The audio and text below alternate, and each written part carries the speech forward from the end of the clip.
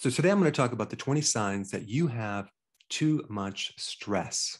Now, the first thing I want to mention is that in practice, I had a machine that measured internally what's going on with the autonomic nervous system, specifically the flight or fight mechanism, which is everything to do with stress. And this machine was called heart rate variability. It's a great test. And you could measure what's going on internally with the flight or fight mechanism and also the recovery mechanism, which is called the parasympathetic nervous system. Now, some people would come in really, really stressed out. And it didn't look like they were massively stressed out on the graph, but they were definitely in the stress mode. Yet other people would come in showing massive flight or fight stress, yet they were calm, able to cope with stress. So I just want to point out one thing. You have your body and then you have you. You may have been endowed with an incredible ability to tolerate stress, and you can cope with stress very well. So regardless of what's happening in your body, you might not feel stressed too much. Yet other people just have a poor ability to handle stress. So that's a little bit of a variable that makes things a little complex because it's not just always about what's happening to your adrenal glands. So if you go get a saliva test and it says that you're in stress, but you don't feel stress, it just means you yourself are able to handle stress very well. So I don't want to invalidate that, but I do want to mention that I'm going to give you a lot of things to help cope with stress better and also strengthen your body's ability to cope with stress. On that note, let's start with the brain and how stress affects the brain. And I'm talking primarily about cortisol. Now, our bodies were not designed yet to handle chronic stress. Acute stress, yes, but not chronic stress. The stress that an average person endures right now is just way, way over the top, especially because it's chronic stress. Okay, people are basically living in a stress bucket 24/7. So the way that it affects the brain is that it puts you in problem solving mode 24/7. You just can't not solve problems. In fact, you're fixated on certain problems, and it's very hard to unfixate on those problems. So you might have had a great day and you come home and you're just constantly thinking of this one problem over and over and over, despite maybe 98% of the things went right in your life. Your attention goes to that thing that went wrong. So one of the things with the adrenals and cortisol is that you can't do anything else but solve problems 24/7. The other aspect about this is the tolerance to stress, your ability to cope with stress. As your stress starts building and your adrenal system gets weaker, you just don't tolerate stress anymore. And this can be in complete overwhelm where you just break down and start crying, or it could be in a severe irritability or anger when you experience things that are too much stress. And so if you look at the adrenal glands as a survival gland, anything that is opposite to that is going to be a stress. Like anything that is illogical, like if you have people around you that are illogical, incompetent, insane, boy, that just really just jacks up your adrenals. But if you're in an environment that's sane, logical, everyone's competent, everyone's supportive, you'll do much better. So one really common thing is like slow drivers. I guess that would be considered incompetent drivers. If they're driving like 2 miles an hour and they're right ahead of you, boy, that just will just raise your blood pressure. So I guess the best term would be how much patience you have, right? Or don't have. That's a real good index of your adrenal function and your ability to cope with stress. And another point about the adrenals is that it puts you in a state of flight or fight where you're thinking really, really fast. So sometimes when you're talking to someone that's talking very slow, that can bug you. You're already done with the conversation. You already know what they're going to say. And sometimes you might complete their sentences, which can create some problems. And also your ability to focus on maybe one thing might be very difficult with adrenal issues. So you might be a little bit dispersed, thinking about this, doing that. Multitasking is what I'm talking about. The problem is you don't really feel productive because you have a lot of incomplete things and projects that are going on, which then adds more stress. All right, the next point is you're not a morning person. I used to be not a morning person. In fact, it took me until like 11 o'clock in the morning before I could wake up. Now I am definitely a morning person. That's the best time of the day. I'm most creative. I'm most awake. That's when I'm doing videos like right now. But if there's an adrenal issue and you have a lot of stress, the morning is going to be difficult. You're going to have a hard time getting out of bed. You're going to even need this thing called coffee, and in large amounts. You know, what's interesting about caffeine is it doesn't necessarily boost your energy per se. It gets rid of the things that are making you tired. So it's getting rid of these factors that help you sleep. So if you minus those, you're just going to feel very, very awake. But in the long run, when you drink too much caffeine, you're going to be burning those adrenals out, like myself. In fact, I was drinking pots of coffee in college, not just any coffee, like Cuban coffee. So I burnt my adrenals out early on. All right, next one is your sleep cycles are going to be not very good. You're going to be a poor sleeper. A real good indicator of a spike in cortisol is at 2 o'clock or 2:30 in the middle of the night. You're very awake. You're more awake then than you are during the day. During the day, you have brain fog, but you're very, very awake at 2 o'clock. That was me for many, many years. Now, I think the best way to test your adrenals is with an HRV, heart rate variability test, which you just have to find someone to do that test, because when you do a blood test, your adrenals have to be literally like 90% dysfunctional before it even shows up. But you can also do a 24-hour saliva test. It's kind of a pain in the butt because you have to get up to the night and you have to spit into these little tubes and then send them off for a test. But that's also a good way to measure cortisol. The heart rate variability test measures the flight or fight mechanism more than it does cortisol. But it's just another way to measure your adrenals.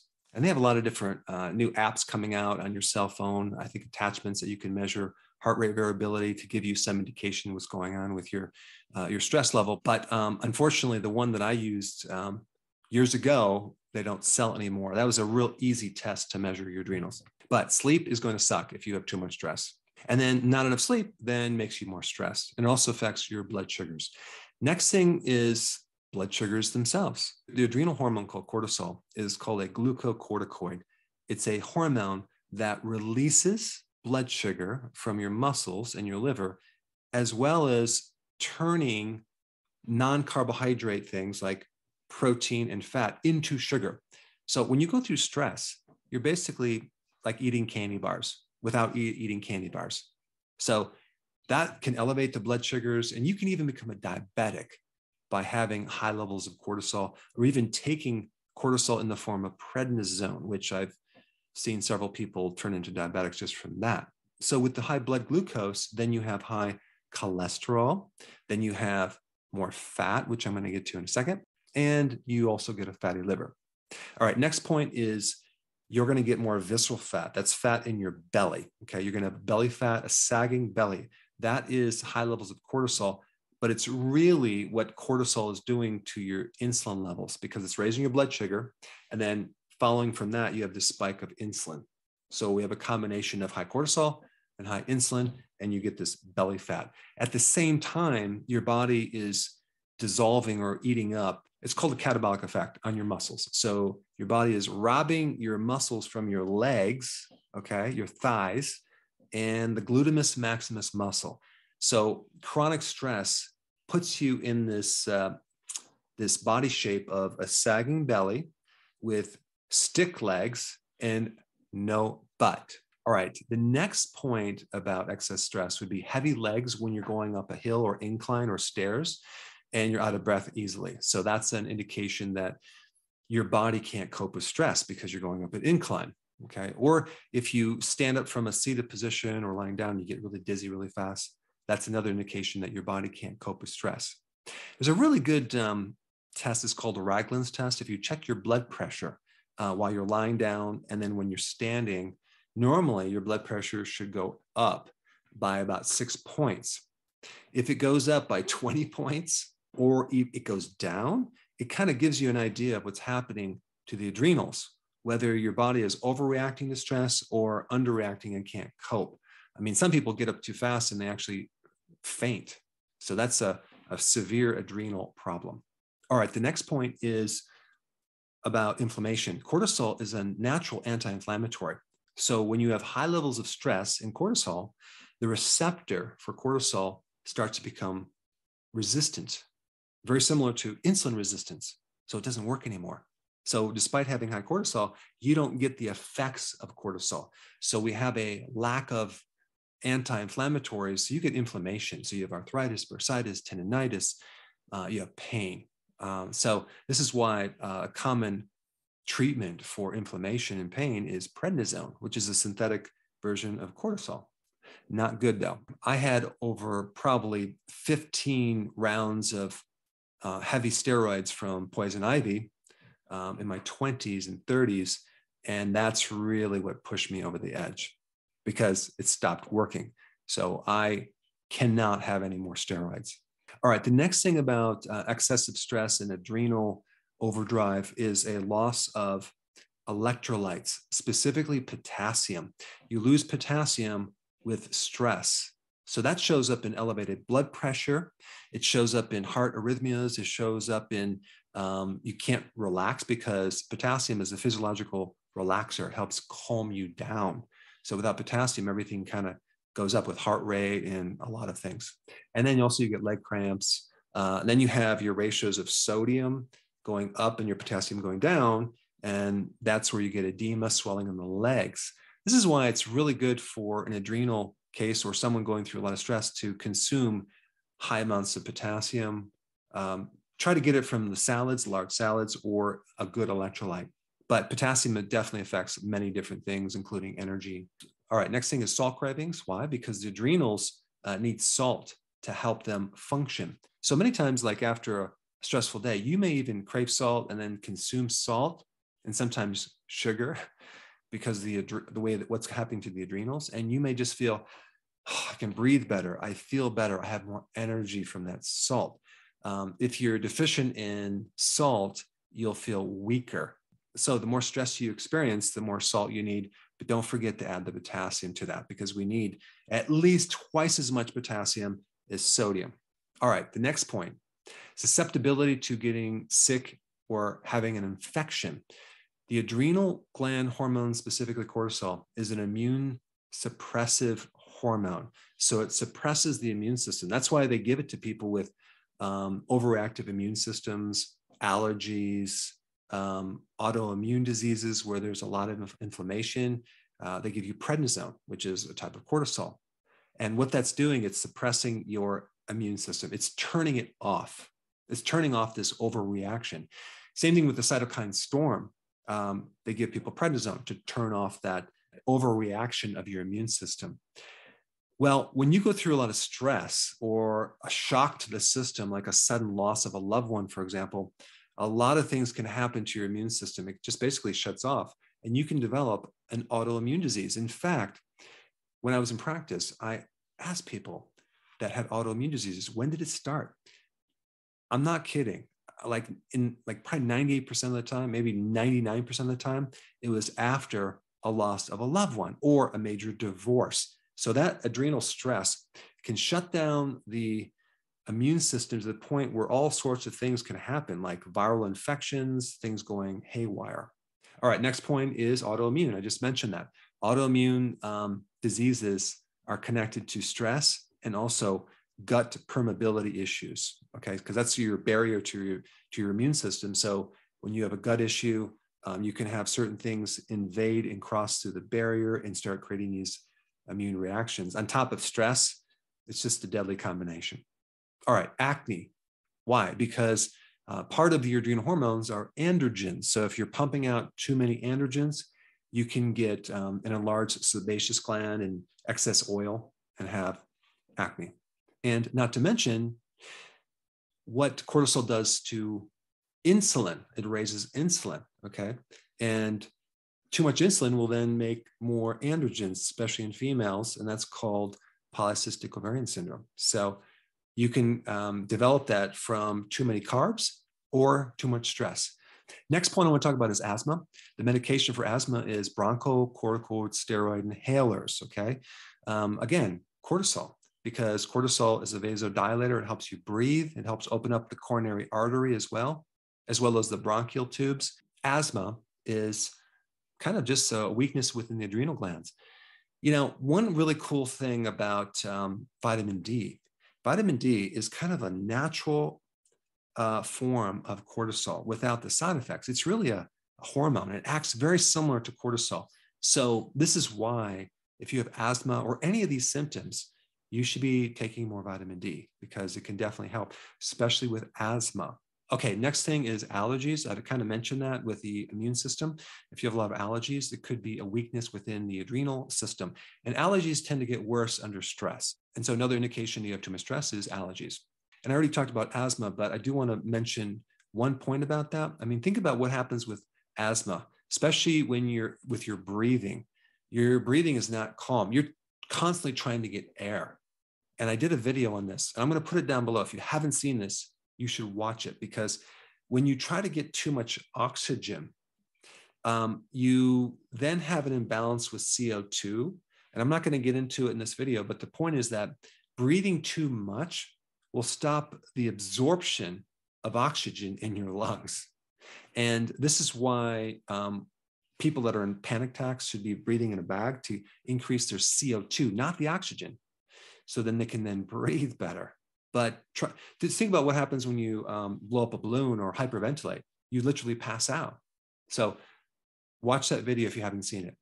It's on panic attacks and also asthma.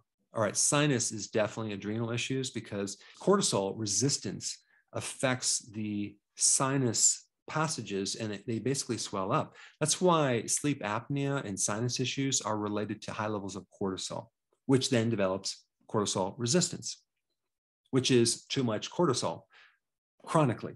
All right, I already mentioned sleep apnea, osteoporosis after menopause. What happens during menopause is the adrenal glands now have to back up the ovaries that are going in retirement. If there's weaknesses within the adrenal system going into menopause, what happens is it causes a problem with a spike in cortisol. And that spike can start to affect not just hot flashes, but osteopenia and osteoporosis, because cortisol is a catabolic hormone. It breaks down protein, and a part of bone is protein. So we're basically thinning the bones.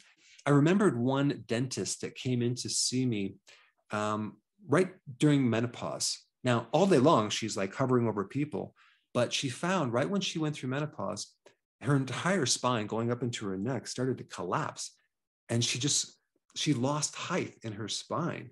Her body shrank and she's just like hunchback right now. So that was that spike in cortisol. It's very destructive. And so that's why it's so important to strengthen your adrenals before you go through menopause. All right, another one is acid reflux and gastritis. When you go through stress, it can elevate the amount of acid in your stomach. And also, one little side note, which is kind of interesting, you lose H+, the hydrogen ion. If you know anything about chemistry, it affects the pH, but you lose that with the high levels of cortisol. And so when you go through more stress, you lose the H+, which really is your acids. So then you're not going to have enough acid, and then the body's going to overcompensate by producing more acid. And also, you're not going to be able to close the valve on the top of the stomach, and that leads to GERD. And the solution is to add more acid, like betaine hydrochloride, to the stomach, not to add in antacid, because that is going to make things worse. All right, and the last thing is gallstones. Cortisol can create a deficiency of bile, and it's a lack of bile and an excessive amount of cholesterol that can then develop into stones. All right, so those are all the indications that you're going through too much stress. So now, what can we do about it? Number one, you need to force yourself to shift your attention to solving other problems that are more mild. So take up things like putting puzzles together, okay?